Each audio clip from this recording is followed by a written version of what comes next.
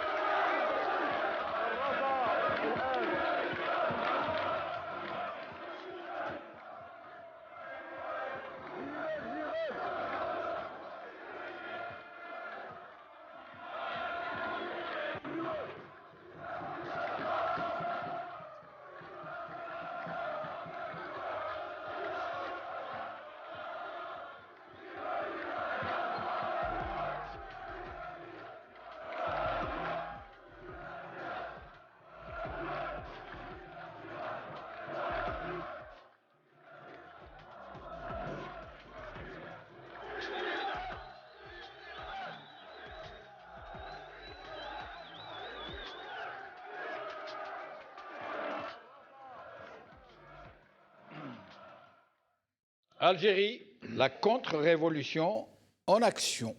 C'est le titre de notre émission d'aujourd'hui.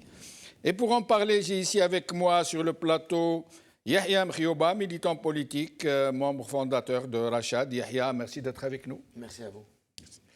Hassan Hiresh, analyste politique. Hassan, merci d'être avec nous. Merci pour l'invitation. Au téléphone, nous allons avoir tout à l'heure avec nous Saïd Ben Arab, étudiant à l'Université de Bjaïa. Mais avant, nous allons recevoir professeur Adil Houari, sociologue, politologue, analyste politique. Adil Houari, merci d'avoir accepté notre invitation. Mais je t'en prie, Jamal. Merci, vous nous parlez depuis les États-Unis d'Amérique. Bonjour à tes auditeurs. Merci, Houari. Alors, bonjour aussi à tes invités. Merci beaucoup. Merci, Adi. Alors, Adil Houari nous a demandé de le libérer très vite. Il a des engagements, malheureusement pour nous. Donc, il va rester avec nous entre une douzaine ou une quinzaine de minutes. Adil Houari. Alors, d'abord, permettez-moi de vous féliciter pour l'entretien que vous avez donné au journal électronique Touala. J'aimerais vous poser quelques questions au sujet de certains passages, mais avant, pourquoi, d'après vous, Adil Houari, ce régime refuse de remettre les clés, refuse de s'en aller, alors qu'il est dans une dynamique réellement suicidaire pour lui surtout. Bon, j'ai entendu votre éditorial. Je le trouve un peu sombre, mais il y a beaucoup de vérité, évidemment. Il y a un élément auquel il faudrait penser. L'armée est une institution. C'est une institution. Et c'est une institution républicaine. Et fort heureusement, en Algérie, ce n'est pas une armée qui appartient au roi ou bien à une oligarchie. C'est une institution issue de la société, issue de la guerre de libération, et dans laquelle il y a eu des générations d'officiers.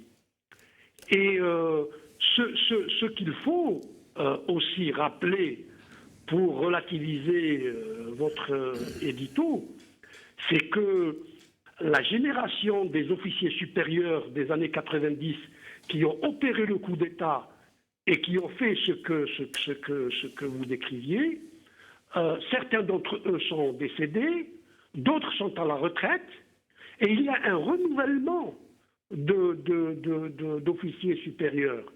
Et donc, celui qui était capitaine dans les années 90 est aujourd'hui colonel, celui qui était commandant est général, et donc, il y a une perspective de sortie institutionnelle.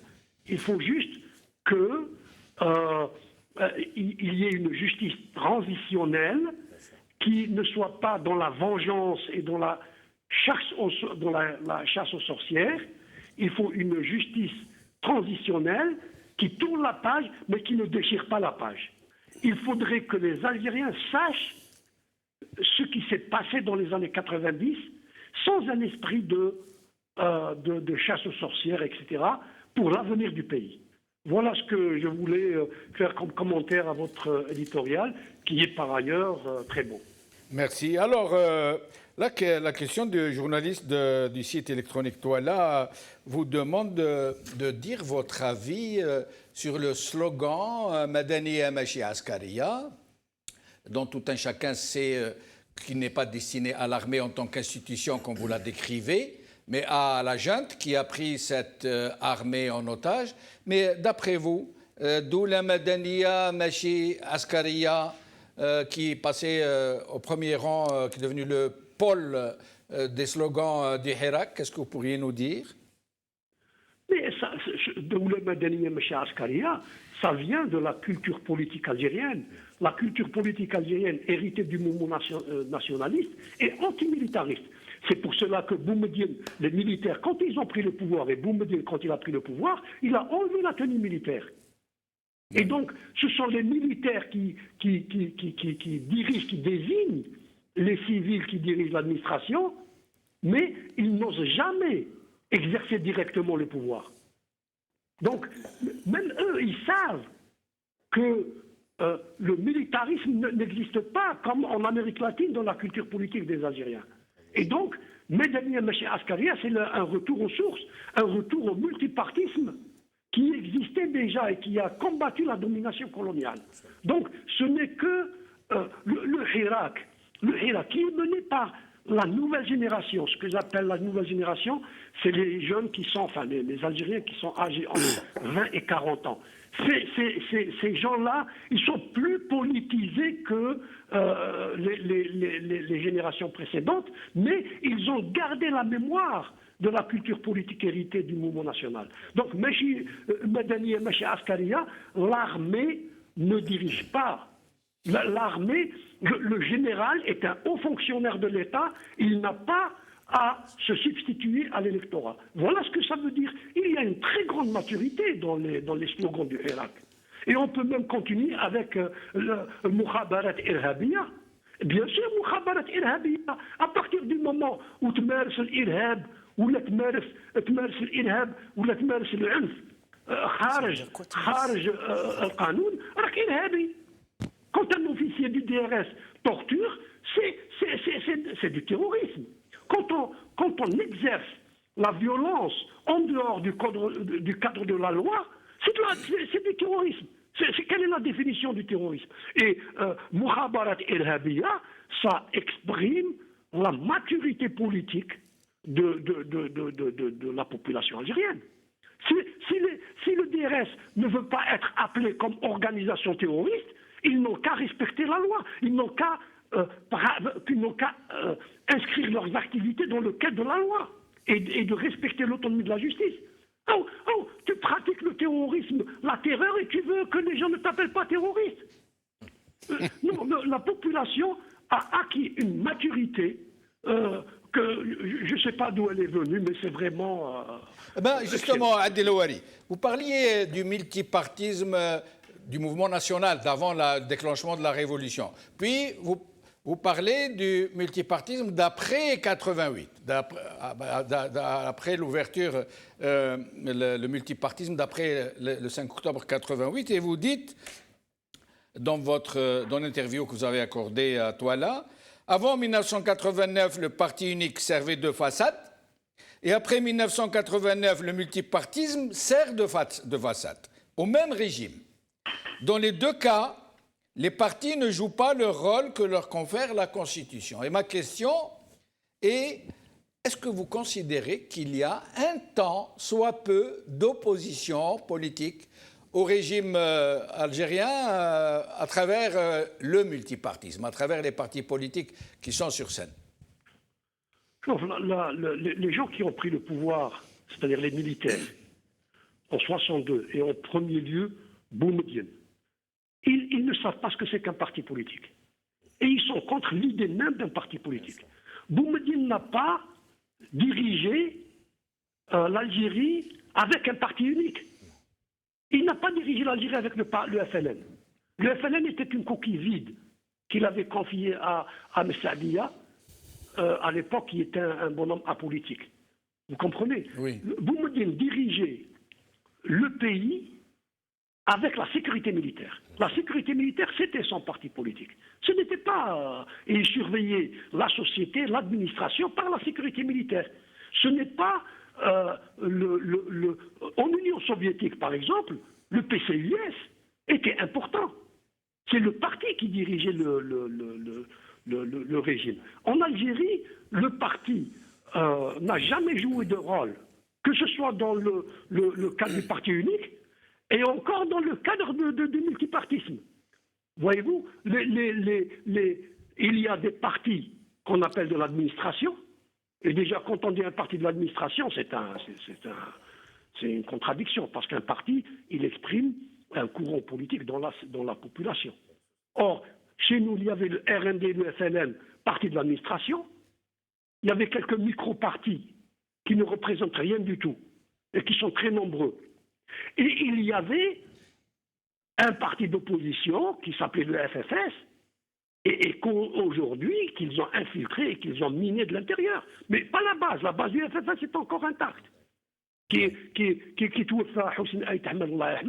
La base, elle disait, c'est le Hussein, mazalna mu'aridin, mazalna mujahidin. La base du FFS est intacte. Le RCD, il a réévalué sa position par rapport au pouvoir, mais là, ils veulent aller aux élections. Seul le FFS et le RCD. Qui va représenter... enfin, quels sont les partis d'opposition qui seront dans la nouvelle Assemblée? Est-ce que le MSP, est-ce que c'est un parti d'opposition? Du moins c'est ce qu'il revendique, lui. Le MSP n'est pas un parti d'opposition, puisque le MSP n'a jamais remis... Qu'est-ce que c'est qu'un parti d'opposition? Le parti d'opposition, c'est celui qui remet en cause la primauté du pouvoir réel sur le pouvoir formel. C'est ça un parti d'opposition. Parce que si vous vous opposez à Bouteflika, vous n'êtes pas un parti d'opposition. Bouteflika n'avait aucun pouvoir. Mais Tebboune aujourd'hui n'a aucun pouvoir. Quel pouvoir a Tebboune? S'opposer à Tebboune, c'est l'opposition? Non, l'opposition, c'est s'opposer au mécanisme par lequel sont désignés le président, les ministres, les députés, les maires, etc. C'est ça l'opposition. Et dans les années 90, il y avait un seul parti d'opposition, celui de Aït Ahmed, celui du FFS. À partir du moment où le MSP il accepte la primauté du militaire, ce n'est pas un parti d'opposition. Oui, mais quand vous dites le FFS, mais le FIS aussi était un parti d'opposition, il me semble. Le FIS était un parti d'opposition, même si on n'est pas d'accord avec le FIS. Absolument, oui. Absolument. Oui, non, mais moi je parlais des partis légaux. Ah. Le fils Oui, mais a en été dissous. 90, il était légal, le fils. Il était légal, mais par la suite, ils l'ont dissous. Ils l'ont dissous parce que, précisément, c'est un parti d'opposition qui avait une certaine popularité. Voilà. Mais même là, la dissolution et l'annulation a été une erreur. Parce que, avec le mode de scrutin proportionnel, le fils n'aurait jamais eu la majorité. Oui. Alors, Adil Houari, deux questions encore. D'abord, une sur le Hirak, dont vous dites le Hirak n'est pas un parti politique, il est l'expression d'une conscience collective cimentée par le désir de changement de régime.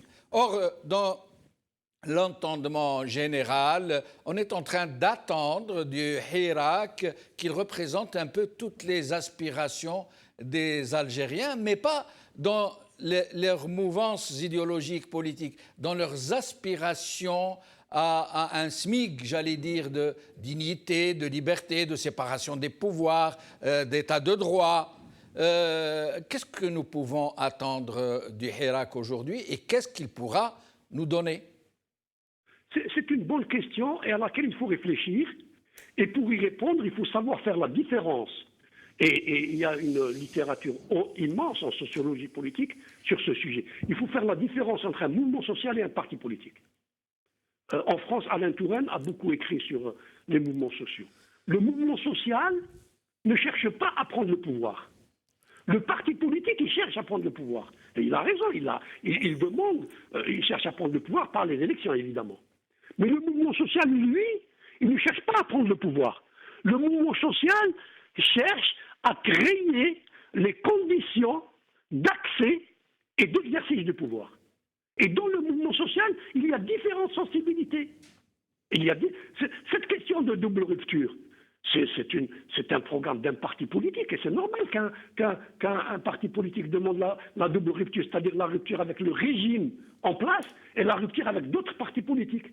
Mais un mouvement social ne peut pas demander la double rupture, sinon il va s'éteindre, il va se diviser, il va se disperser. Voyez-vous, le mouvement social est réuni par un objectif commun à la société. Et l'objectif commun à la société aujourd'hui, c'est le changement de régime. Oui. Alors, une autre question. Le régime est en train, puisque vous parlez de double rupture, le régime est en train de faire feu de tout bois pour essayer de diviser les hirakistes, semer en leur sein des polémiques qui ne peuvent que semer la discorde, voire l'exécration les uns pour les autres. Et nous voyons apparaître ici et là, j'allais dire, des excroissances polémiques qui ne prennent pas encore, mais qui pourraient prendre, comme cela a été le cas à Place de la République à Paris, où on a agité l'épouvantail islamiste, terroriste. Est-ce que ces actions subversives, ces coups tordus des services pour faire éclater le Hirak vont réussir, d'après vous? Moi, je pense que ce sont des combats d'arrière-garde de la part du régime. Le régime essaie par tous les moyens, de continuer d'exister. Moi, je pense que les généraux eux-mêmes, ils se donnent une échéance. Ils se disent, si on n'arrive pas à imposer la transition que nous voulons par le biais de l'Assemblée nationale, par le biais des élections du 12 juin, eh bien, il faudrait une autre stratégie. Ils auront échoué. Et là, il va y avoir des problèmes à l'intérieur de la hiérarchie militaire. Et ce n'est pas déjà le cas. Ce n'est pas déjà le cas à l'intérieur du régime. Il n'y a pas des tiraillements, Il y a des tiraillements, mais ils ne sont pas publics. Ah, mais évidemment. Après le 12 juin, c'est possible qu'en juillet, août, septembre, il va y avoir des dissonances publiques, des personnalités du régime et de la hiérarchie militaire qui vont se prononcer sur une éventuelle sortie de crise. Mais là, ils sont unis derrière les élections. Si les élections du 12 juin yinjhou, et si on a une nouvelle Assemblée nationale, ça y est, le Hirak sera gérable. Mais justement, les élections du 12 juin semblent être boudées par avance par tous les Algériens et il semble que le boycott du 12 décembre des présidentielles soit déjà sur les rails. C'est presque palpable. C'est possible, c'est un régime opaque. Au lieu que Chengriha vienne, puisqu'il a, c'est lui qui a l'autorité de l'État, c'est pas Tebboune. Au lieu que Chengriha donne des conférences de presse et il explique aux Algériens ce qu'il veut et ce que veut la hiérarchie militaire, il reste dans l'opacité. Il dit qu'Anna khatani, أنا. شوف تبون وتبون ما عنده aucun pouvoir. كل واحد يقول خاطني. Et c'est un peu vrai. C'est un système sur lequel personne, aucun individu n'a une autorité. Et vos pronostics sur les élections législatives du 12 juin? Ce sera. Chouf. Les Algériens ont compris. C'est pour ça que le Hirak est aussi nombreux. Les Algériens ont compris que des élections sans liberté de la presse, sans autonomie de la justice et sans une autre offre électorale sont inutiles. Parce que ces élections vont donner naissance à une Assemblée nationale qui ne sera pas souveraine, qui ne sera pas autonome. Voilà. Donc, c'est rien du tout. Ça ne va rien donner, ces élections. Adel Houari, merci beaucoup, en espérant vous revoir plus souvent dans cette émission. Merci de nous avoir rendu visite.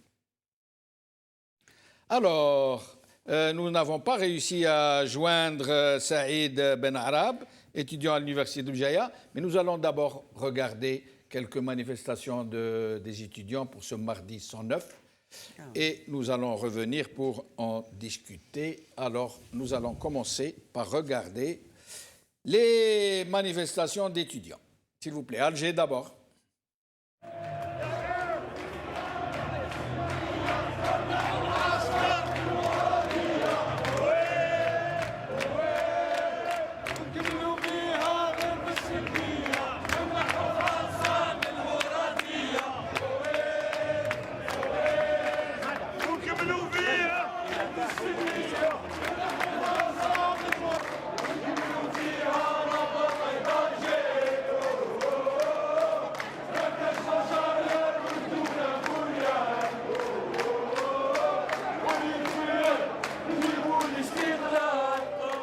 Tizi Ouzou.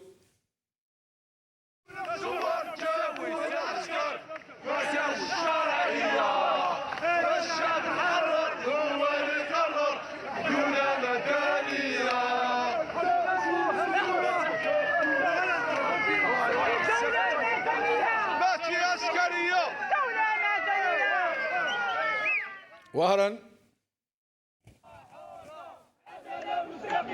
صحافة حرة ما كانش شرعية والشعب تحرك جينيرو بركو بالله 7 و8 السلطة للشعب لي جينيرو بركو بالله 7 و8 السلطة للشعب الشعب محرر هو بجاية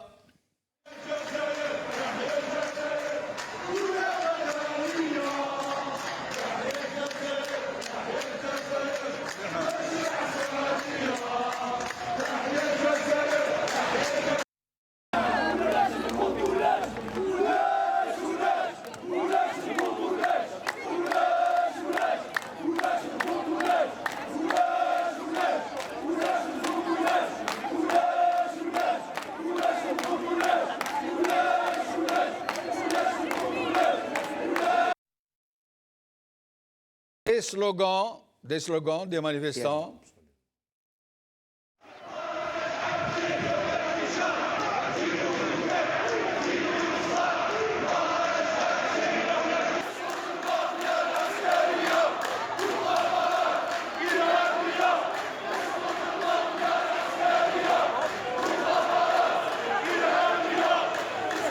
D'autres slogans.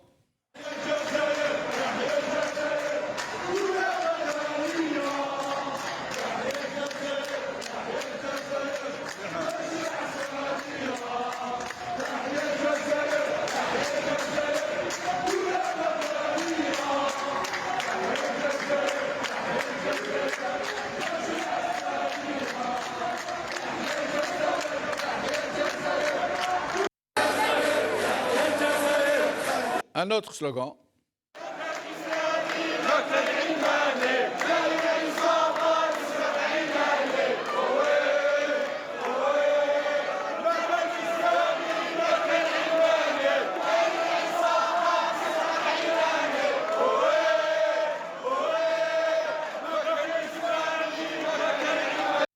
Alors, nous allons écouter Abdelnour Naït Saïd, un étudiant, une petite allocution.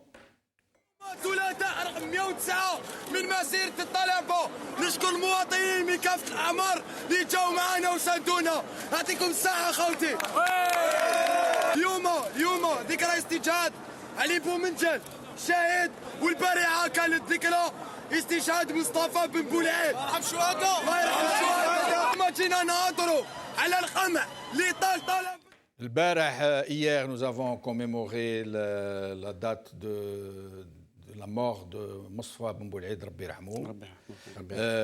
Vous le voyez en image. Je me permets de lire une petite préface du livre de Jacques Simon, Mostafa Ben Boul'Aid, le promoteur de la révolution algérienne. Je vais en lire une partie. Ben Boul'Aid Mostafa est né en 1917 dans les Aurès. Après le certificat d'études, il aide son père agriculteur. En 1943, pendant la campagne d'Italie, il obtient la croix de guerre, la médaille militaire et le grade d'adjudant. En 1946, il adhère au MTLD et devient chef de l'OS des Aurès. Pendant la guerre du MTLD, neutraliste, il rejoint Boudiaf au Krua pour obtenir l'aide de Nasser. En juillet 1954, Ben Boul'Aid se rend à Niort auprès de Msali, son chef hiérarchique. Assuré du passage du parti à l'action directe, il forme une armée de la révolution, Jish Tahrir, avec un état-major, Idara, qui l'engage dans le combat en novembre et faire des Aurès un bastion que l'armée encercle et l'aviation bombarde. Et plus loin, le 10 novembre, Ben Boul'Aid s'évade, il réorganise l'Idara et invite les chefs des autres wilayas à se réunir pour former l'état-major de la LN, ouverte à tous les patriotes indépendants du FLN, du MNA et du Caire. Informé, l'armée monte l'opération Contact, largage d'un poste de radio piégé près du lieu de la rencontre. Un de ses adjoints, que je ne nommerai pas ici, remet le poste à Ben Boul'Aid qui, en le manipulant, entraîne sa mort et celle d'autres cadres. Rabbi Rahmou ou Saleh, merci pour cet hommage à Mostafa Ben Boul'Aid. Ben Arab Saïd avec nous pour 2 minutes. Saïd, merci d'être avec nous. Merci pour l'invitation. Merci. Alors, dites-nous comment ça s'est passé, un bref compte rendu. Donc aujourd'hui, il y avait une énorme mobilisation de la société civile et de la communauté universitaire. Je vais signaler aussi que il n'y avait pas de répression, il n'y avait même pas les forces de l'ordre sur le trajet de la marche. Voilà, donc une énorme mobilisation. Donc l'université de Béjaïa aujourd'hui a prouvé qu'elle est insoumise et elle n'acceptera jamais l'insoumission et la répression. Et les tentatives du régime de diviser le Hirak au niveau étudiantin, au niveau des mardis de l'étudiant, comment ça se passe? Est-ce que ça prend?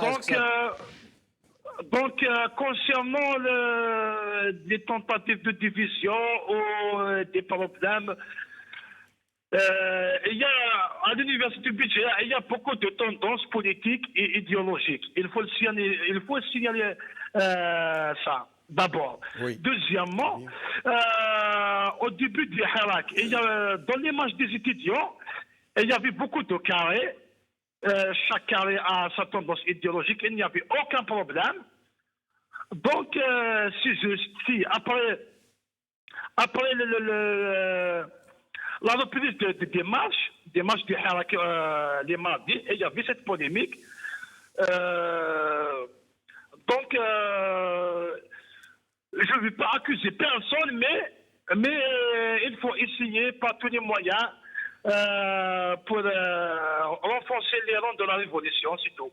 Est-ce que les étudiants sont conscients qu'il y a une opération en marche qui consiste à diviser les hiéraquistes, à les monter les uns contre les autres, à les dresser les uns contre les autres, en se servant de tout, hein, les clivages idéologiques, les clivages ethniques, les clivages identitaires, les clivages linguistiques. Est-ce que les étudiants sont conscients de ce Non, côté?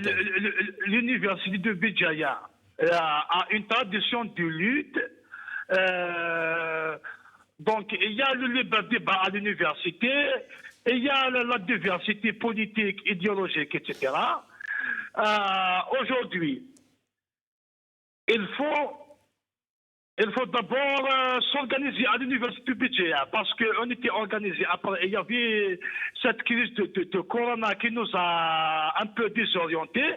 Il faut réorganiser l'université de Béjaïa, réorganiser la lutte, et continuer le hirak sans aucun problème. C'est des divergences que nous pouvons dépasser à l'avenir, et nous allons continuer le combat depuis le moment du monde pour une Algérie libre et démocratique, une Algérie pour tous les Algériens. Saïd Ben Arab, merci beaucoup. Au plaisir de vous retrouver dans cette émission. Mes chers amis, c'est à vous. Alors, j'aimerais que nous puissions d'abord parler de ce mardi des étudiants avant d'arriver à la question essentielle de cette émission, qui est pourquoi ce régime ne veut pas partir. Mais d'abord, les étudiants, ça revient. Après le vendredi national, c'est aussi le mardi estudiantin qui revient. Et chaque vendredi est encore plus costaud que le vendredi passé. Comment expliquez-vous cette vitalité, Ce que je peux dire par rapport à ça, c'est que vraiment je suis admiratif de ces jeunes qui sont constants, qui ont le sens des responsabilités et qui savent ce qu'ils veulent. Ils savent qu'ils sont dans une situation présente, qu'il faut dépasser, et ils savent quelle est la situation désirée. Qu'est-ce qu'ils veulent? Et ils sont en train d'inscrire une histoire avec des étapes, une politique des petits pas, mais avec détermination, avec ouverture. Ce que vient de dire Saïd Ben Arab, franchement, moi, ça ouvre mon cœur, ça ouvre mon esprit, etc. Ça veut dire que des jeunes comme ça sont conscients des enjeux. Ils disent, bon, à l'intérieur de l'université, il y a des courants divers. Effectivement, nous savons qu'il y a des courants divers, donc nous n'allons pas faire semblant qu'il n'y a pas de courants divers. Il y a de tout. Il y a la gauche, la droite, le centre, les conservateurs, les islamistes, les démocrates, les moins démocrates, les vrais démocrates, démocrates non pratiquants, les démocrates pratiquants, ainsi de suite. Il y a véritablement de tout, et ça fait vraiment plaisir. La seule chose que je regrette, c'est que l'ENA, l'École nationale d'administration, et les écoles d'officiers, que ce soit Cherchel, que ce soit Batna ou que ce soit Coléa, qui n'est pas la même culture politique, c'est-à-dire ouverture de l'esprit vers le peuple. Ça ne se peut pas. Voilà, ce sont des écoles qui sont carrément branchées sur le régime. Mais c'est dramatique parce que... Et qui sont destinées à alimenter la direction du régime et de l'armée. Moi, je m'inquiète sur les programmes, qu'on enseigne dans ces écoles-là, justement, officielles, et qui sont, présentés comme étant des lieux de reproduction des élites, et qui sont des lieux de reproduction des élites, malheureusement... Des élites du système. Du système, c'est ce que, justement, je voulais en venir là. Et non seulement des élites du système, mais des élites psychorigides, qui ne veulent pas entendre la voix du peuple, qui ne veulent pas reconnaître qu'ils sont eux aussi les enfants du peuple. Et que l'État qu'ils sont censés diriger dans quelques années, et que leurs aînés diraient aujourd'hui, cet État doit être au service du peuple, de la société. Ce n'est pas à la société d'être au service de l'État. Donc ils ont renversé les rôles. Donc par rapport à la question que vous me posez sur les étudiants, il y a de l'espoir. Et évidemment, nous espérons que les autres universités du pays, des 48 wilayas, maintenant, je crois, 58 wilayas, je crois. Oui, 58. Mais déjà, les 48 wilayas, on va dire, traditionnels, que ces universités-là aussi se mettent en branle. Mais il semble qu'elle soit vraiment prise en otage. Nous avons eu les potentats locaux, les associations, les relais du régime, vous savez, surtout des petites villes, là où, qui sont loin de la capitale. C'est quasiment impossible pour eux de sortir. Non. Il y a une pression sociale, médiatique, apparatique sur eux qui pèse vraiment très lourd. Non, mais je comprends parfaitement ça. Il y a une camisole de force Absolument. dans ces universités. Oui. Et en même temps, dans les universités qu'ils ne peuvent pas dominer, ils essayent de pratiquer la division, Oui, la diversion. Absolument. Ça, c'est les pratiques que nous connaissons depuis 62. C'est vrai. Ce n'est pas nouveau du tout. Absolument. Donc, mais c'est aux étudiants de se surmonter réunir en comité, de se faire confiance et d'aller de l'avant, de prendre des risques comme ceux de Vgaïa, de Tizi Ouzou, d'Alger, d'Oran, je crois. On a vu aussi à Oran, à Constantine, dans les grandes villes du Nord. Alors, à celle du centre aussi, de montrer qu'eux aussi, ils ont leur part de travail et que nous avons besoin d'eux, que l'Algérie a besoin d'eux. Et je crois que nous reviendrons sur les autres questions qui ont été Yahya, soulevées. sur ce point. Alors, sur ce point, c'est que les manifestations des étudiants s'étendent à Oran, s'étendent à d'autres wilayas, et c'est tant mieux. Elles se renforcent à Alger, à Béjaïa. C'est une bonne chose. Il y a une très bonne tentative aujourd'hui à Oran, et puis même à Constantine, je crois. C'est une très bonne chose que le mouvement estudiantin s'implique de telle façon dans cette révolution non violente. Constantine, on n'a pas eu de nouvelles. La semaine passée, il y a eu une tentative. La semaine passée, oui. Absolument. Oui. Après, il y a des événements que j'aimerais signaler. Le premier, il s'est passé aujourd'hui à Béjaïa. Vous parliez de contre-révolution tout à l'heure. Un des manifestants qui s'est même présenté, non pas originaire de Béjaïa, mais venant de Beskala, commençait à dire des slogans avec son téléphone. Je suis contre ces slogans. Il attaquait ouvertement le mouvement politique auquel j'appartiens. J'allais vous poser la question, elle fait partie du programme. Oui, non, juste allez-y. une petite remarque. Il est s'ils acceptent de la recevoir. C'est que quand on est face à quelqu'un dans le Hirak et qui donne des slogans ou un discours avec lequel la majorité autour n'est pas d'accord, la meilleure des solutions, et puis ça s'est déjà vu même avec la révolution non violente de Gandhi, les autorités britanniques envoyaient des Indiens qui disaient ce Gandhi c'est un fou, il va vous mener à la ruine. Ça fait partie du jeu. Et ce que faisait Gandhi et ses amis, c'est que ces gens-là, à l'intérieur des manifs, ils se retiraient, on ne les tape pas, on ne les touche pas, on n'a pas le droit de toucher à quelqu'un, à son physique, et ni à son intégrité morale. Après, il ne faut pas rester autour de lui pour ne pas lui donner l'impression qu'il a du monde autour de lui. C'est tout. Après, qu'ils disent Rachid dégage, Osette dégage, ce n'est pas le problème. Oui, absolument. Et puis même Rachid, elle est sujette à discussion. Nous allons à débat, parler, c'est normal. parce que c'est un vrai sujet. Nous allons parler. Le sujet des manifestations des étudiants à Béjaïa ou ailleurs, ce n'est pas un mouvement politique. Ou ce n'est pas une personnalité politique. C'est une révolution non violente pour bâtir un État civil et démocratique. La deuxième remarque, on a parlé des wilayas d'intérieur. Aujourd'hui, il ne faut pas oublier qu'à Ouargla, des jeunes chômeurs ont manifesté au centre-ville de Ouargla, torse nu, خيطوا فمهم ويضربوا بالكور تاعهم بالموس بلا مجيلات parce qu'ils n'ont pas de travail, parce qu'ils subissent une injustice sociale. ونقولها, j'ai pas peur de le dire, بالك جماعة تاع le nord ou la bande nord ou جماعة تاع الساحل كما يسمونها هما في ورقلة ne vivent pas cette situation. يعني بالك on est dans d'autres préoccupations. On y arrive petit à petit. Mais خاوتنا في ورقلة, ils subissent, et puis ماشي غير ورقلة, c'est la ville qui représente le sud algérien, des injustices sociales, des injustices par rapport au droit au travail. اللي خلات اليوم des jeunes يخرجوا في ورقلة يقطعوا رواحتهم ويخيطوا فمهم, يعني ils n'ont même pas le droit de s'exprimer. C'est plus facile de réprimer un jeune manifestant, excusez-moi, à Ouargla qu'à Alger ou qu'à Tizi Ouzou ou qu'à Oran. Donc, il faut qu'il y ait de la solidarité avec Ouargla, il faut qu'il y ait de la solidarité avec Oued Souf, qui subit une répression féroce chaque vendredi depuis 3 ou 4 semaines. la solidarité et l'union nationale, c'est une des forces de ce hirak.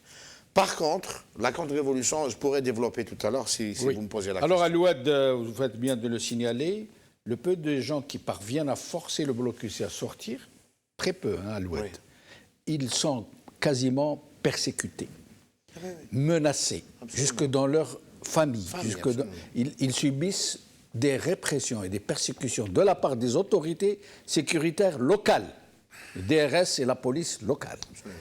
Ils sont en train de les persécuter d'une façon atroce. On nous l'a signalé et nous sommes en train d'enquêter sur cette question, justement. Alors, tout à l'heure, l'étudiant qui était avec nous nous a dit que, curieusement, il n'y avait pas de répression, il n'y avait pas d'hyper-présence sécuritaire dans la manif des étudiants cette semaine. Pourquoi, à votre avis ? Comment cela pourrait s'expliquer ? Je n'ai pas d'informations précises, mais ce qu'on peut dire, c'est que le pouvoir se cherche. Comme il s'approche des élections du 12-6, c'est le seul point d'ailleurs sur lequel je n'étais pas d'accord avec notre ami Adel Houari, c'est qu'il disait, après les élections de juin, il va y avoir au niveau de l'état-major, au niveau du pouvoir, des gens qui vont se déterminer, etc. Moi, personnellement, j'y crois pas. C'est-à-dire que l'après 12-6, si ça se produit, et j'espère que ça ne va pas se produire grâce à la solidarité des Algériens, mais si ça se produit, l'après 12-6, ça sera comme l'après 12-12. C'est exactement pareil. Une APN qui sera élue, mais qui ne représentera rien. C'est exactement pareil. Les mêmes pratiques qui vont se reproduire.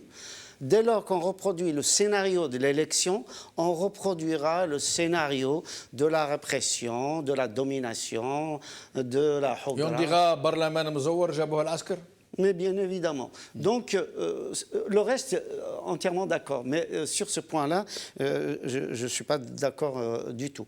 Donc, maintenant, pourquoi... c'est une hypothèse, alors. Donc, peut-être qu'ils se disent, attention, il ne faut pas trop frapper parce qu'il faut montrer un autre visage du pouvoir, parce que le 12 juin est en train de s'approcher, etc. Donc, ils vont faire semblant qu'il y a un petit changement. Mais les Algériens ne sont pas dupes parce qu'on est exactement dans la même configuration. Des arrestations, il y en a eu, des détenus d'opinion, il y en a toujours. On est en train de menacer les Facebookers à l'extérieur qui sont influents. On prend des décisions de justice absolument scélérates. Donc la situation est exactement la même. Maintenant, il y a une deuxième hypothèse aussi, M. Benchino, c'est que l'ONU a réagi. Oui. L'Europe a réagi. Et donc, ça aurait expliqué limogeage des GSN et son remplacement par un autre. Je pense qu'il ne faut pas l'exclure. Il faut pas l'exclure parce que à partir du moment où, à l'international, on tape quand même du poing sur la table, on leur dit, écoutez, ça suffit maintenant, on vous a assez protégé jusque-là, maintenant il faut laisser ce peuple respirer, il faut laisser ce peuple manifester tranquillement. C'est un peuple pacifique, vous ne pouvez pas utiliser des méthodes brutales face à des manifestations de gens qui ont les mains vides et qui n'ont d'armes que leur mot d'ordre, que leur slogan.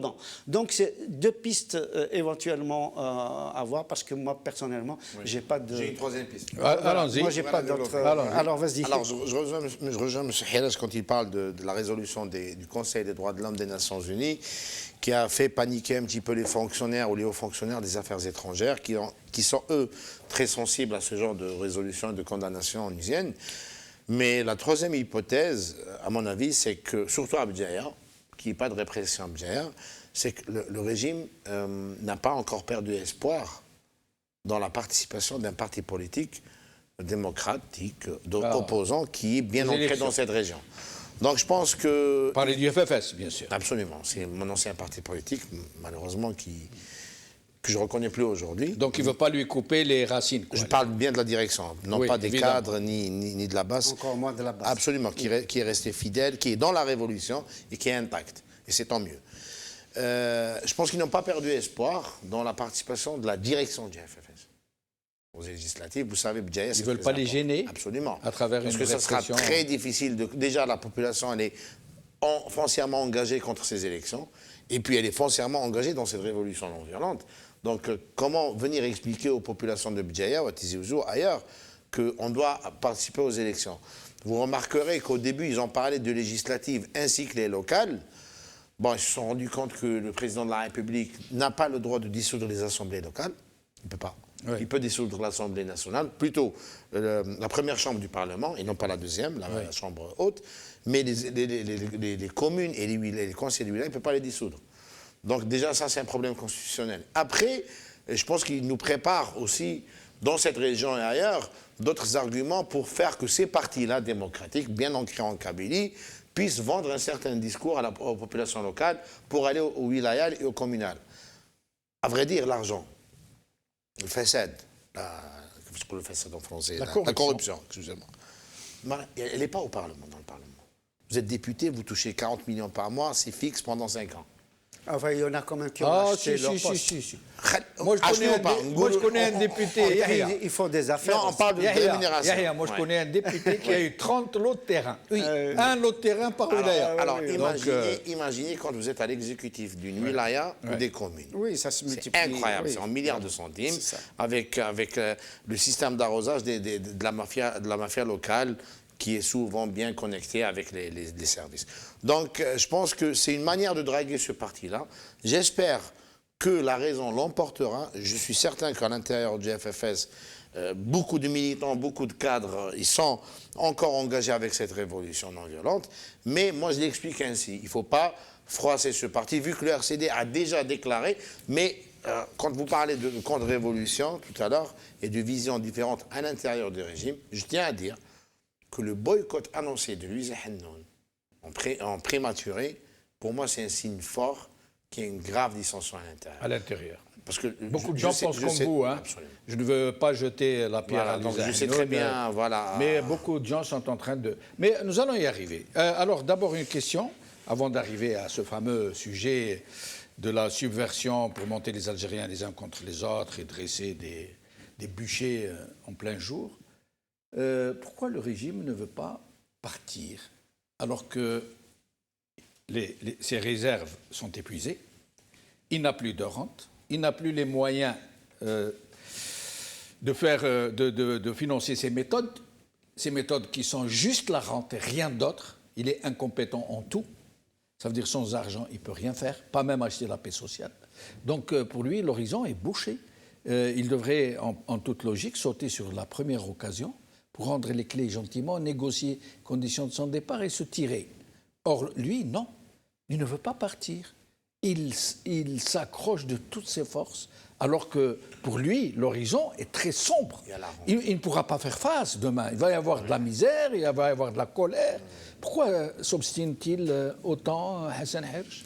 Là aussi, moi, je ne suis pas dans les arcanes, je ne connais pas exactement les tenants et les aboutissants de leur discussion conciliabule à l'intérieur du régime, mais on peut, comme tout à l'heure, imaginer un certain nombre de pistes de réflexion. Oui, bien sûr. La première, c'est que d'abord, c'est un régime, on est dans un régime de démocratie populaire.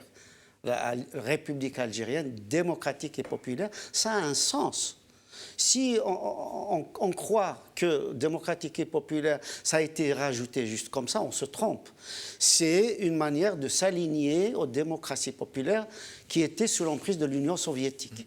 Donc il y a tout ce régime-là, ces régimes communistes de l'époque, qui dirigeaient leur société d'une main de fer et où les services secrets étaient évidemment omniprésents, dominants, avaient le pouvoir réel, même si en Union soviétique, le parti avait quand même son mot à dire, mais quand même, au fond, on sait très bien que les gens du parti étaient en même temps des gens du KGB. Donc, voilà. Donc, il y a déjà cette culture-là qui a déteint sur les dirigeants algériens, notamment les dirigeants de Mukhabarat, donc des services de renseignement, quel que soit son nom, sécurité militaire, DRS, DSI, tout ce qu'on veut. La deuxième hypothèse, c'est aussi la culture moyen-orientale. C'est-à-dire, ils sont en train d'utiliser en fait la méthode de Bachar el-Assad. C'est coûte que coûte. Ils s'en foutent de la ruine du pays, ils s'en foutent complètement des conséquences à moyen et long terme, ils s'en foutent que l'Algérie s'effondre. L'essentiel, c'est de sauver la garde prétorienne, ceux qui sont dans le noyau.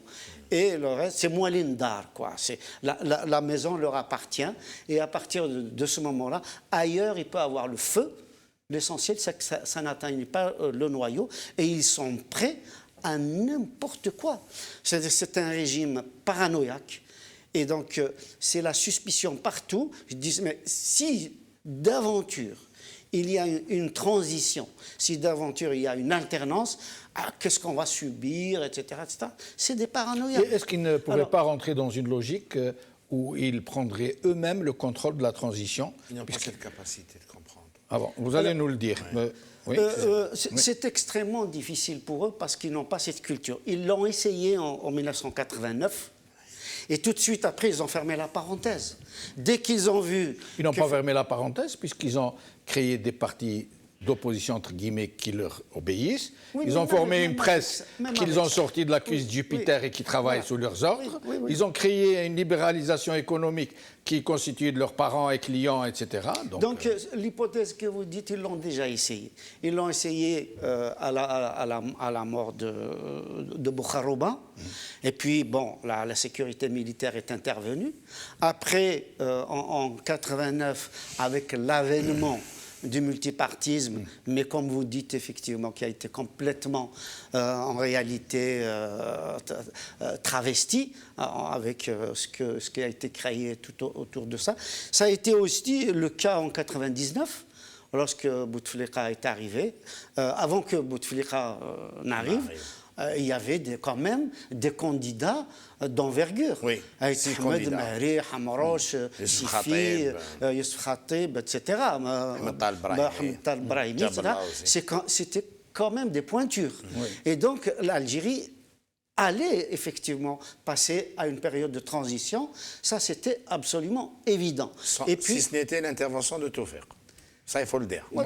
Toufik, en tant que personne, moi, j'y crois pas. Toufik, c'est un élément du système. Voilà, c'est en tant que système. C'est un élément du système. Donc, absolument. Je dirais, moi, sans l'intervention, toujours les mêmes. De la police politique. De la police politique. Et donc, qui se sont dit, attention, il ne faut pas ouvrir, qu'est-ce qui va nous arriver? Parce qu'ils ont fait tellement de conneries, M. Benchir. Ils ont torturé, ils ont assassiné, ils ont violé, ils ont volé, ils ont dilapidé. Mais tous les crimes possibles... C'est peut-être pour ça qu'ils ne veulent pas partir. Parce qu'ils partent et que ça ressort, tous ces scandales immenses dont on ne sait rien. C'est entre autres aussi. Donc là, on peut continuer les hypothèses. Oui. C'est aussi la culture de ces gens-là, des gens du régime, des gens qui sortent de l'ENA et des gens qui sortent de Cherchel. Et ils ont cette culture de psychorigide, l'immobilisme, pas de changement, tout ce qui ne vient pas du noyau est frappé de vices de forme. Et donc est dangereux, etc., etc. Donc on peut multiplier comme ça des hypothèses. Ils ne lâcheront jamais prise, sauf si les mardis et vendredis continuent. Le courage des Algériens que j'admire aujourd'hui, je pense qu'ils vont tenir. Et il ne faut pas croire que ça ne les gêne pas, le vendredi. Comment ça les rend malades, ça les déstabilise, aussi bien au niveau de la société algérienne qu'au niveau du regard international. Et si les Algériens continuent comme ça et qu'ils empêchent pacifiquement les élections du 6-12, comme ils ont déjà empêché le 5e mandat, comme ils ont empêché les premières élections présidentielles, etc., etc. Donc, moi, personnellement, j'ai confiance dans les Algériens et je pense qu'ils iront de l'avant. On ira de l'avant, comme dit M. Hiarech. Par contre, vous dites dans votre question pourquoi ils ne veulent pas répondre. Il faut savoir que le régime algérien, c'est un régime rentier qui vit sur la rente. Ce n'est pas un régime qui vit autour d'une économie réelle qui lui rapporte des taxes. L'administration des impôts algérienne aujourd'hui, qu'elle récolte de la TVA ou pas, ce n'est pas un énorme problème. que l'administration des impôts récolte les taxes indirectes ou les taxes locales, ce n'est pas vraiment dramatique pour le régime. D'ailleurs, un petit exemple, pour les vignettes automobiles, c'est de l'impôt, on est d'accord. Le citoyen algérien est censé la payer au 1er ou au 2 janvier de la nouvelle année. Les premières vignettes commencent à être disponibles dans les bureaux de poste à partir du 4e, du 5e, voire même du 6e mois de l'année. C'est pour vous dire qu'ils ne sont pas pressés à aller récolter l'argent des impôts. Maintenant, la donne change, ce qui explique un petit peu cette pénurie d'huile de table aujourd'hui. Pseudo-pénurie, parce qu'il n'y a pas de pénurie. On va en parler. Voilà, si vous voulez. C'est que maintenant, le régime commence à avoir faim. Il se retourne vers la population pour avoir des revenus fiscaux en dinars pour combler les déficits budgétaires. Par contre, dans tous les régimes du monde, quand le régime est rentier, quand la rente est là, continue à fournir l'argent nécessaire pour la survie du régime, il n'est pas déstabilisé. C'est vrai que les marches le déstabilisent sur le plan politique, sur le plan interne, sur le plan international. Mais sur le plan pécunier, il n'y a pas de blocage du pays. Aujourd'hui, c'est pour ça que moi je parlais de tout faire tout à l'heure, c'est qu'il était directeur et il est aujourd'hui toujours une grande part de responsabilité, directeur de la police politique qui a hein. cassé les partis et sûr. surtout les syndicats. Imaginez si on n'avait pas un service de police politique aussi diabolique que celui de Taufer qui a cassé les syndicats. Aujourd'hui, on aurait eu 1 ou 2 ou 3 force de frappe absolument. populaire. On aurait pu, pas possible, on aurait pu bloquer l'industrie pétrolière dans le Sud. Absolument. À juste valeur. Absolument. On ne les a pas, ces organisations. Ouais. Il ne suffit pas d'aller sur YouTube ou sur Facebook et d'appeler les gens à la grève pour que les gens fassent grève. Il faut qu'il y ait une organisation derrière. D'ailleurs, ce hirak, pour moi, c'était, je pense que pour la majorité, c'est un miracle. Parce que sur le plan de l'organisation, il n'y a aucune organisation derrière. Exact. Les partis politiques, ils sont cassés, ils sont discrédités, etc. Donc, du moment que la rente suffit, il pourra tenir. Par contre, les réserves de change sont en train de fondre. Le prix du baril aujourd'hui ne répond plus aux équilibres recherchés. Le prix d'équilibre entre le budget de l'État et l'importation, il est entre 130 à 135 $ le baril. Donc à 60 ou à 65 $, on est en train de puiser dans les réserves. Beaucoup d'experts, et même ceux proches du régime, disent qu'à la fin 2021, au premier trimestre 2022, on n'aura plus de réserves. Donc là, il y aura problème. Mais le régime le sait. Il le sait. Mais malgré ça, il s'accroche. Comme disait Heresh, c'est un régime, c'est une garde prolétaire. Il ne peut pas comprendre ces chiffres. Mebtoul, l'ancien directeur général de Sonatrach, ministre de l'Énergie, il vient d'être démis de ses fonctions. Il a fait une déclaration sur TSA en disant que Sonatrach est un État dans l'État. 2 semaines après, il a été limogé. Rabia, ministre des Finances, en juin 2020. En juin 2020, il fait une déclaration sur TSA toujours, en disant que la situation des finances publiques est au rouge. 4 semaines après, dehors. On casse le thermomètre. Donc même quand vous êtes à l'intérieur, vous leur dites les 4 vérités, ils ne veulent pas vous croire. Parce que pour eux, le pétrole et le gaz ont toujours, la rente pétrolière a toujours été là pour sauver la face. Mais ils savent que c'est fini. Ils le savent. Mais ils ne sont pas convaincus. Les plus intelligents autour d'eux, peut-être ils le savent, mais les Shingriha, les Tebboune. Et puis, comme disait Adi tout à l'heure, personne ne peut prendre de décision aujourd'hui. Il n'y a plus de chef. Personne. Il n'y a plus de noyau central. Personne. Même Tebboune ne peut pas prendre de décision. Même Shingriha. Surtout pas Tebboune. Surtout pas Tebboune. Même Shingriha. Mais lui aussi, il est tenu par un collège. Oui, et le premier collège est tenu par le deuxième collège. C'est qu'on a construit un régime mafieux. On est victime. C'est une machine qui fonctionne toute seule, quoi. D'une manière mafieuse. Qui tourne. Quand il y avait de l'argent à l'époque de Bouteflika, on pouvait faire tourner la baraque parce qu'il y avait de l'argent. Mais quand il n'y a plus d'argent. Eh oui. Absolument. Et c'est pour ça que moi je pose la question. Pourquoi, alors que ce n'est plus de leur intérêt, pourquoi ne partent-ils pas jouir de leurs économies? Il y a deux réponses. Ils n'ont pas cette intelligence pour le comprendre. Et surtout que l'Occident, qui a, dans certains pays européens, voire même d'Amérique latine, soutenu la transition démocratique, ne leur fait pas la pression aujourd'hui. Oui. Parce que ni l'Occident, ni les monarchies du Moyen-Orient, ni la Turquie, ni le voisin de l'Ouest, ni la Russie, ni la Chine, ça c'est une évidence, n'ont intérêt au pluriel qu'il y ait un changement démocratique en Algérie. C'est ça. Pour une question de modèle social, pour des intérêts géopolitiques et pour une histoire d'équilibre. Aujourd'hui, la Russie, elle est de retour dans les mers chaudes en Méditerranée. L'Algérie constituerait un très bon allié, c'est le premier client en termes d'achat d'armes pour la Russie. C'est en Afrique, un des premiers clients pour la Chine, etc. Je le comprends, c'est normal, les Chinois, les Russes ont des intérêts. Aujourd'hui, on n'a pas, dans notre commandement militaire et dans notre commandement politique, on n'a pas de responsables militaires et civils capables de comprendre ces enjeux et comprendre que dans un an et demi, on ne pourra plus nourrir cette population. Eh ben justement, alors nous en arrivons au point nodal, ce régime qui semble faire feu de tout bois, il n'est plus dans la subversion, il est dans la contre-révolution. Il utilise des moyens absolument incroyables qui peuvent conduire à des situations incontrôlées, comme de dresser des Algériens contre d'autres, oui, des régions contre d'autres, j'allais dire des identités contre d'autres. Et là, Rachad, dont vous faites partie, on fait les frais, qu'on a sorti comme ça du placard, comme un épouvantail islamiste qui menace un Bororo. Voilà. Et ils sont arrivés il y a beaucoup de gens qui sont contre Rachad. C'est normal. En toute bonne foi. Oui, c'est normal. Ce n'est pas des agents. C'est normal. On a réussi à leur inculquer la peur, à leur inséminer la peur que Rachad, c'est de l'islamisme. Même sans ça, Rachad ne peut pas plaire à tout le monde. Oui, oui, mais là où je veux en venir. Alors ce régime qui nous crée une histoire de liquidité. Oui. C'est atroce, le problème des liquidités en Algérie. Il ne la crée pas, c'est une réalité. Beaucoup de gens pensent que c'est contrôlé par un clan du régime qui fait tout pour que ça se passe comme ça.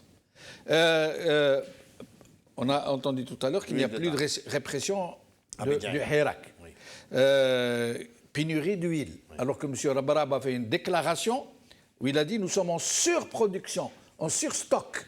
Comment il y a une pénurie alors que nous affirmons... J'ai l'explication de la pénurie, mais on va y arriver. Alors, la flambée des prix. Les prix ont flambé d'une façon incroyable. C'est pas 5%, jusqu'à 200, 300%. C'est l'inflation. La déchéance de nationalité que M. l'autre, ils en parlent plus. Et dont ils savaient qu'elle n'avait aucune chance de passer. Et cette histoire de Trouin, Rachad, les Kabyles, les ceci. Alors, à votre avis, Hassan d'abord, qu'est-ce qui se passe? Pourquoi ils font tout ça? Ils veulent faire éclater le Hirak seulement, ou ils veulent le faire dégénérer, le transformer en émeute, en jacquerie, en mouvement violent pour pouvoir faire sortir l'armée? Qu'est-ce qu'ils cherchent? Ça, je pense que si ça pouvait se produire, ça les arrangerait bien. Parce que face à l'opinion internationale, s'il y a de la violence au niveau sociétal, il est évidemment qu'on peut justifier la répression. Donc, mais on a bien vu que les Algériens ont compris. Silmiya quand même depuis 2 ans, c'est extraordinaire, c'est unique dans le monde.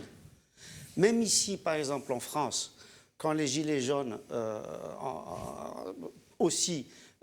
J'aimerais que vous puissiez vous interrompre l'un l'autre, discuter à bâton rompu. C'est nécessaire, bien sûr. Oui. Donc même ici en France, hein, c'était quand même des manifestations calmes et tout ça. Et donc il y a eu des minorités violentes qui sont entrées à l'intérieur du Hirak. Et donc on a vu... Hein?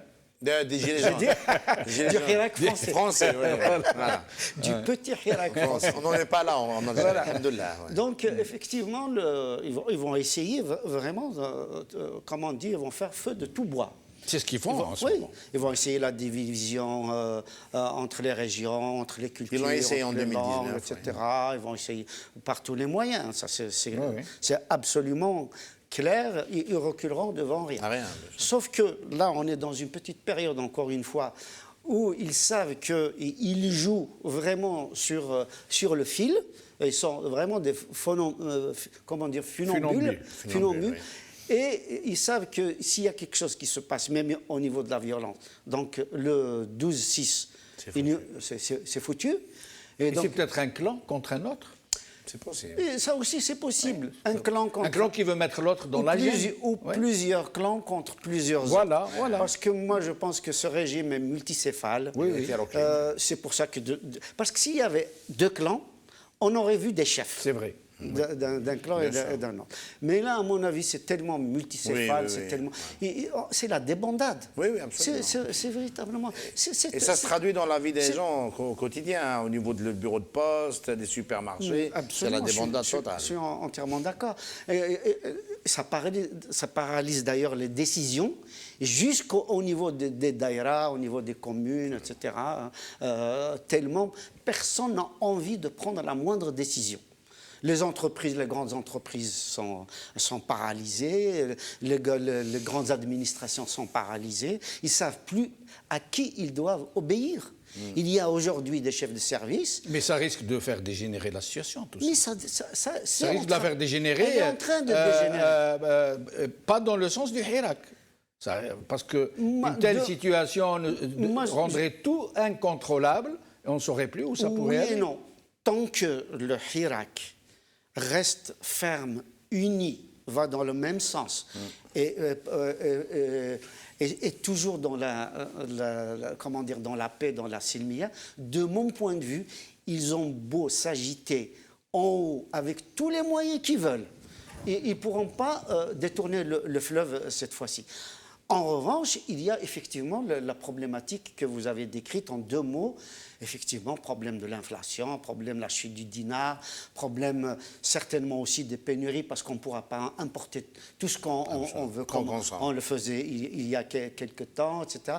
Problème aussi de distribution, des produits à l'échelle nationale, etc., parce que, encore une fois, les décisions ne se prennent pas. Et donc là, effectivement, c'est le système est en train de s'étouffer lui-même. Absolument. Et puis même, il s'étouffe lui-même. Et c'est que...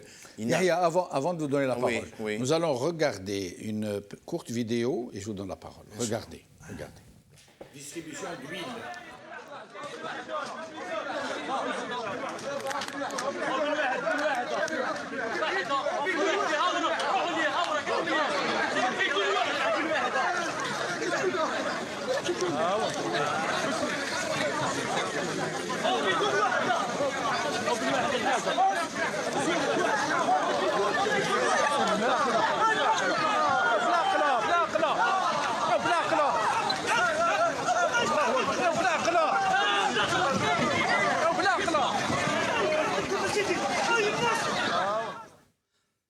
Juste un mot par rapport à ça, je m'excuse. Je voudrais bien savoir, est-ce que ça s'est passé dans les télévisions de l'État? Parce que si c'est passé... Jamais de la vie. Je vous le dis tout de suite, moi, c'est impossible. Non, parce que si c'est eux qui organisent ça... Ah, maintenant, s'ils la passent, ça veut dire que c'est le complot. C'est ça que je veux dire. Ah oui, je comprends. Si c'est passé dans les télévisions... C'est vrai, c'est une bonne piste, ça. Voilà. Si ça passe dans les télés, ça veut dire qu'il y a quelque chose derrière. Voilà. Si ça ne passe pas, c'est qu'effectivement, il y a une psychose, les gens ont peur. Ils ont une main, c'est sûr. Il y a quelque chose. Bien sûr. Parce que la production est là. Même le ministre du Commerce, Alakos Morazeg, qui fait plus du cinéma qu'autre chose, dit que la matière première... Exportateur de pâtes de poulet. Juste une petite parenthèse. On entre à la contre-révolution. Oui, bien sûr. Alors, il faut savoir que l'huile d'olive, Helio, c'est l'huile d'olive qui est subventionnée, qui est censée être vendue au consommateur final à 125 dinars le litre. Les détaillants, aujourd'hui, achètent cette huile-là, Helio, parce que l'autre, Fleurial, elle n'est pas subventionnée, elle est un peu plus chère et elle est de meilleure qualité. Cette huile-là de table, elle est achetée aujourd'hui chez le grossiste à 125 dinars. Donc, quand le commerçant détaillant l'achète déjà à 125 dinars, il va la vendre à 130 ou à 135 dinars. Les contrôleurs du ministère du Commerce sont sortis depuis 4 ou 5 semaines pour faire des vérifications, faire des PV aux gens qui vendent cette huile-là à plus de 125 dinars sans préfixe. Les commerçants ont dit, nous, on l'achète en gros à ce prix-là.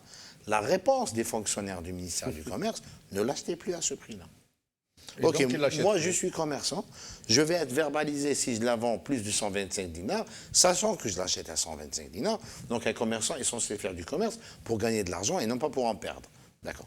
Donc, tout le monde a arrêté d'acheter cette huile-là. Bien sûr. Et donc, le producteur a du surstock. A du surstock. Parce que personne ne lui achète. Oui, et les grossistes aussi. Maintenant, moi, je suis l'État, je suis le ministère du Commerce. Je sais que l'huile de table doit arriver au consommateur final à 125 dinars. Je fixe ce prix-là. Je le fixe à partir d'une réalité. Je connais très bien le prix de sortie au niveau de l'usine. Je connais très bien le prix d'arrivée au niveau du grossiste et du semi-grossiste, qui va permettre une petite marge de bénéfice aux détaillants pour permettre à la chaîne de production et de distribution de fonctionner et de gagner de l'argent en respectant le prix final. Moi, en tant que fonctionnaire du ministère du Commerce, au ministre du Commerce, à la première chaîne, je vais chez qui? Je vais chez le producteur. Évidemment. Je vais chez Herbrab. Bien sûr. À combien, M. Herbrab ou autre? Parce qu'ils sont 2 ou 3 qui produisent cette huile qui est subventionnée. À combien vous sortez le litre d'huile de table de votre usine? C'est là la subvention. Absolument. Mais c'est clair. Parce que ces producteurs-là bénéficient des subventions. Parce qu'ils la vendent un petit peu à perte et ils sont subventionnés par l'État. Ils bénéficient qu'on appelle ça, de rabais au niveau des impôts pour importer la matière première. Donc, je vais avancer. Donc, le souci de l'huile, il est chez les producteurs. Monsieur Rezik, s'il a du courage, il n'a qu'à aller chez Monsieur Herbrab et ses concurrents et non pas les petits commerçants. Pour la contre-révolution. À charge pour quiconque veut répondre à ce que vous venez de dire. Absolument, bien sûr. Droit de réponse est Mais bien ouvert, sûr, mais bien évidemment. sûr. Pour la contre-révolution, elle a commencé, c'est normal. Le régime n'arrive même plus à produire de nouveaux responsables politiques et militaires. D'ailleurs, en 2020, ils ont fait appel à d'anciens militaires, dont Shafir Mesbah. Depuis l'arrivée de Shafir Mesbah à la tête de cette prétendue agence de coopération internationale, on a commencé à voir la contre-révolution apparaître avec ses premières configurations à la place de la République à Paris.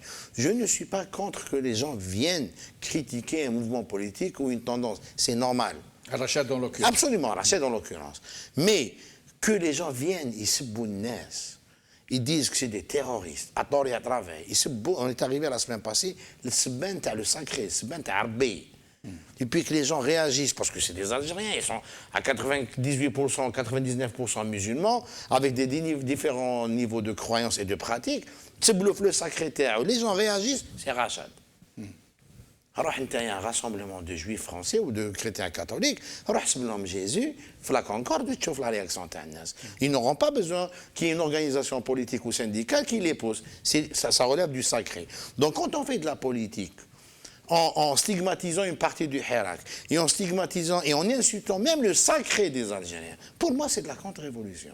Parce qu'on n'est pas né de la dernière pluie. Shafir Mesbah et Toufir, c'est pour ça que je parlais de Toufir. On les connaît depuis 30 ans. Et ça a commencé ici à Paris. Hein. Bien sûr que ça commence toujours à Paris. Parce que Paris, c'est la place forte. Mais bien sûr. Donc cette contre-révolution, elle y est aujourd'hui en Algérie. Je tiens à saluer l'article qui a été publié aujourd'hui, écrit et publié par Qadi Hassan, qui a très bien résumé. Il faut protéger Rachad. Il faut protéger le Hirak. Oui. Parce que ce n'est pas Rachad qui est en danger. Rachad a existé depuis 2007 et continuera à exister. Mais c'est-à-dire qu'il a éventé le piège. Absolument. Il a dit ils vont commencer par ça pour diviser le Hirak. Hassan a vécu le contrat de Rome 95, il connaît le système et puis c'est son entourage. Bon, l'article, j'avais quelques observations à l'intérieur, c'est normal, on ne peut pas être d'accord sur tout, mais sur l'ensemble, je tiens à le saluer parce que c'est très courageux de sa part pour dire qu'aujourd'hui... Il s'est fait lyncher. Mais je le sais. Il s'est fait lyncher. C'est normal, les éradicateurs, comme il s'est fait lyncher en 95 en soutenant le contrat de Rome. Absolument. Parce que le régime aujourd'hui ne veut pas que les hirakistes, entre eux, avec différentes tendances, s'associent ou s'accordent autour d'un document politique commun. Ce qui s'est fait en 95. Moi, je vais vous poser une question simple. Je vous en prie, allez-y. Parce que beaucoup de gens sur les réseaux sociaux, Rachad, terroriste, islamiste, salafiste... Il y a eu même des mandats d'arrêt hier. Ouais, il y a eu des mandats d'arrêt contre Zetot et qui d'autre Amir Aboudécha. Mohamed Abdallah. Mohamed Abdallah, un ancien militaire établi en Espagne. Parce que moi, je n'ai jamais entendu, depuis le début du Hirak, Rachad revendiquer une quelconque appartenance islamiste, ni déclamer un quelconque slogan idéologique qui aille dans Je vais vous étonner. Alors, est-ce que c'est le cas? Je vais vous étonner. Je vais vous répondre avec une réponse. La République, on reste à Paris. Oui. Il y a 3 ou 4 mouvements politiques, disons 3 ou 4 mouvements politiques structurés qui sont présents. J'ai vu en 2019 et en 2020 des banderoles du FFS au sein du Hirak. Oui, oui. J'ai vu des banderoles de Djil Jadid. Oui. Ceux du RCD n'ont jamais été là. Ceux de Rachad aussi. On n'a jamais dit pourquoi le FFS à Paris ou la Djil Jadid à Paris, quand il était avec le Hirak, il crée les banderoles terre. On ne lui a jamais reproché. Aujourd'hui, vous avez un cadre supérieur du FFS qui soutient les militaires, qui est publié par l'APS et Algérie Patriotique, Shinzar. Oui. Celui que les gars, entre vous et moi, il y a une rivière de sang, ou un fleuve de sang, excusez-moi. On ne demande pas au FFS de se dissocier de Samir Bouakoui. Et nous, on vient nous demander des choses qu'on n'a jamais dit. Yani, si vous avez entendu un des cadres ou un des dirigeants, voire même un des militants du Rached, avoir un discours religieux ou extrémiste, il faut que vous... On a eu un incident avec un militant à Constantine. Il y a 4 ou 5 mois, suite à l'assassinat du professeur ici en France. Il a fait une publication sur une page Facebook. Un militant pas très connu à l'échelle nationale. Le soir même, on a pris une décision. Nous sommes un mouvement politique responsable. Maintenant que le régime essaie de diaboliser le Hirak à travers Rached, c'est normal. Parce qu'en 92, ils ont diabolisé le fils. En Égypte, ils ont diabolisé l'Ikhwan. Il faut qu'ils trouvent un ennemi. Un bouc émissaire. Et moi, j'invite mes amis, militants, intellectuels de gauche, laïcs, démocrates, ne tombez pas dans le panneau. Il y en a certains, pas tous, qui sont déjà tombés dans le panneau de cette manipulation en 92. Ça nous a mené vers une guerre civile entre les civils. 250 000 En tout cas, morts. ils vous ont fait de la publicité. Vous étiez un petit mouvement politique. On est toujours un petit mouvement. Vous êtes devenu un mouvement. On est toujours un petit mouvement. Nous sommes Alors, écoutez ce que disent les gens en réponse. Écoutez cette petite, puis je vous donnerai le mot de la fin, moins d'une minute chacun. Regardez, écoutez.